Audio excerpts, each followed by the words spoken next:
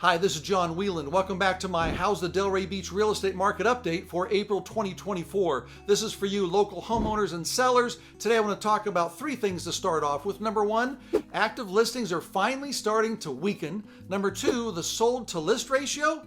And number three, the ubiquitous days on market. Eesh, need to take a look at that. But first, two quick notes. Number one, below I have a link to my distinctive downtown Delray Beach condominium guide. You may have folks or friends who are thinking about moving and want to live in downtown Delray Beach. Tons of information for you. A lot of customers are saying it's very useful. And number two, we have to talk about this National Association of Realtors class action lawsuit, now settlement. It's the biggest disruption that's happened in real estate in probably the last 40 to 50 years. It has to do with how agents work with sellers as well as with home buyers. There's a lot of information that's floating around on the internet these days and with headlines from news folks. I'm trying to make sense of that in my LinkedIn and Instagram channels. Those links are down below if you want to follow me. There's a lot to cover today, so let's get started.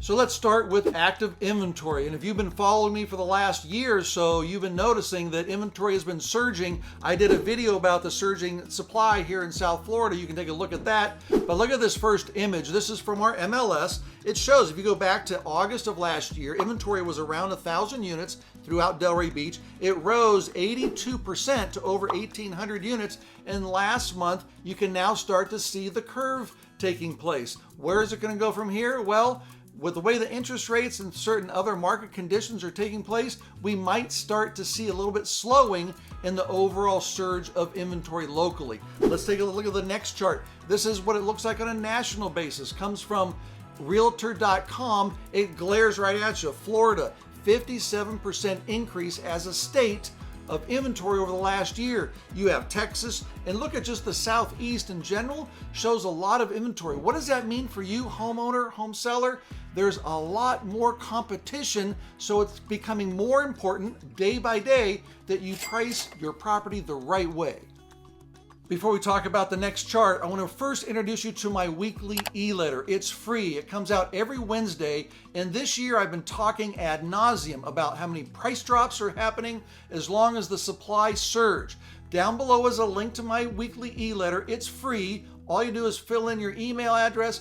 I'll put it in my database. You'll start getting it right away, and you'll see what I'm talking about on a weekly basis. It's good for you homeowners and sellers. It's also good for people who are thinking about moving and relocating here. I talk about everything happening in downtown Delray. But that goes into this next chart, the sold to list ratio. Take a look at this. Just look at the right side. Boom, 89%. It fell off the chart in the month of April. What that means is if you listed your property for $1 million, it sold for about $890,000.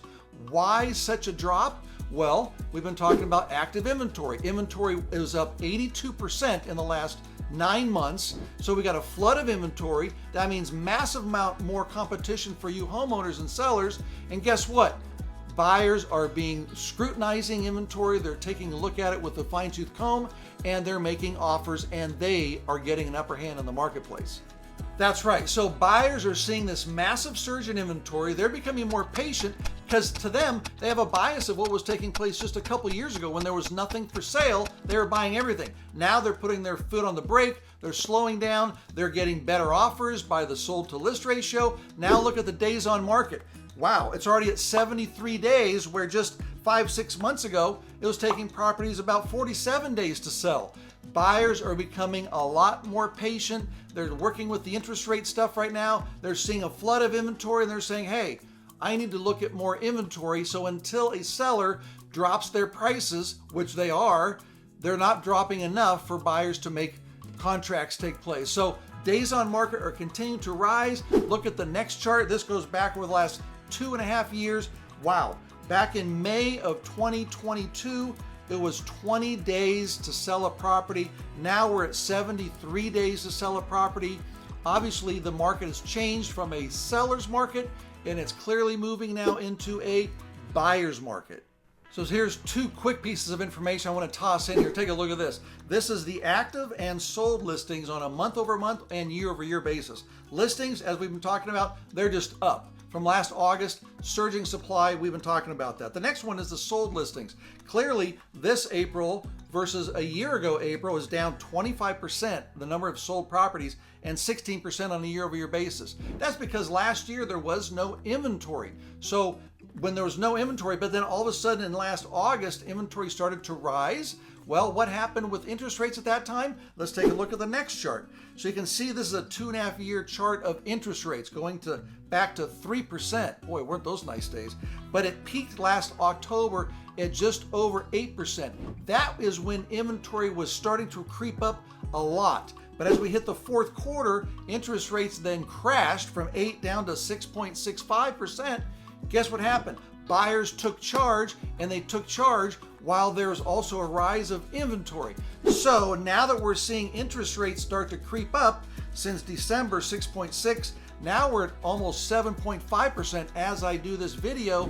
Interest rates are going up with a lot of inventory, but what will happen over the next few months, we might see markets start to shift again. And as we saw earlier, the rounded curve with inventory, active inventory might start to slow as interest rates start to rise. So now you're thinking, gosh, I own a home. What am I going to do with all this data? Well, let me help you a little bit. We're seeing inventory is starting to ease, but it's still strong. Sold to list ratio, obviously you saw it, crashed. And then we have price reductions in the market is ramping up. It's not slowing down. So all homeowners are starting to scratch their head and say, wow, days on market is rising. I need to drop my price. But we've talked about Dutch auctions before. That's not a good strategy as we transition from a seller's to a buyer's market. Right now, when you come out of market, out of the gate, you need to price your property to the market price, not anything inflated, because it'll just linger on the days on market. So if you're thinking about selling, give me a call. Let's take a look at the data. We'll scrutinize it, and we're going to price it right so you can sell your home today. So now let's take a stab at this National Association of Realtors class action lawsuit, which is now a settlement. It's a big, big deal going on. Most likely you've seen headlines in the news, and you're probably scratching your head going, how's this going to work? Well, technically it's going to go into place throughout the United States sometime this July. And here's how it works.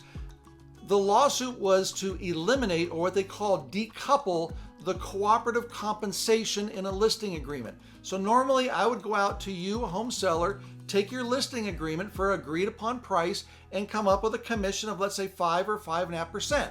That's standard in today's marketplace. I would then put that in the MLS so that the buyer's broker knows what their compensation is going to be for that property. Well, the class action lawsuit said we want to decouple that. We don't want that to be visible to buyer's agents. We want buyer's agents to go out and work with buyers and get their commission established on their end, just like listing agents get their commission from when they take the listing. So in July, when they give us the official announcement, all across the United States, it'll go into law how the compensation is going to work. So look at this. If I come to you, Mr. and Mrs. Seller, and I take your listing at a certain price, we agree on that, and then we agree on a compensation. I then must give you all sorts of disclosures saying, okay, here's some options you have. Would you like to give the buyer a concession on the price? Meaning, it's really a way to offer a compensation to the buyer's agent. If you say no, then you and I agree at 3% to take your listing. Now, when the buyer's agent calls me, I say no, the seller's not offering any compensation concession to you. You must get your commission from your buyer. What will happen in that scenario? You as a seller probably are not going to get the thousands and thousands of agents to help sell your property because you're not offering anything to the buyer. Or the second one would be, well, maybe we can up the commission from, or the compensation from 3 to 4 or 5%, where it'll be just like it was in the past. Now when the buyer agent contacts me, say yes, the seller is offering the buyer a concession of X dollars, or it might be 2%, whatever it is. But now there's transparency. Everyone knows that for the listing side, you have made an agreement with me on what we can offer. And on the buyer side now, here's what's going to happen. Buyer agents are going to get buyer agreements. They call them buyer broker agreements with every buyer when they want to go out with that agent to show property.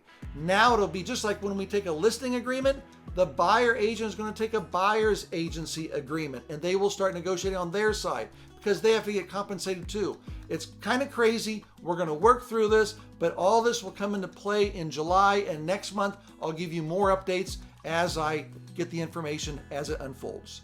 Well, April's update was a mouthful. So remember, below is the distinctive Downtown Delray condominium guide. Grab it. It's for free. I'll send it to you right away. Also, if you want to be a part of my weekly e-letter, that's free. Just sign up, give them your contact information so you'll be added immediately. And if you have any questions, if you're thinking about selling, there's a lot going on with this lawsuit. I would be glad to sit down with you, have a cup of coffee, walk through what's going on, what I know, how this transition is going to take place and affect sellers, affect buyers, affect listing agents, affect buying agents, how this whole thing is going to play out. Ultimately, I think it's all a positive thing for the industry. We're going to be getting rid of a lot of riffraff. We're going to be increasing the professionalism, and ultimately, we're going to be able to serve you much better. Thanks for your time. I look forward to speaking with you next month about what takes place in the month of May.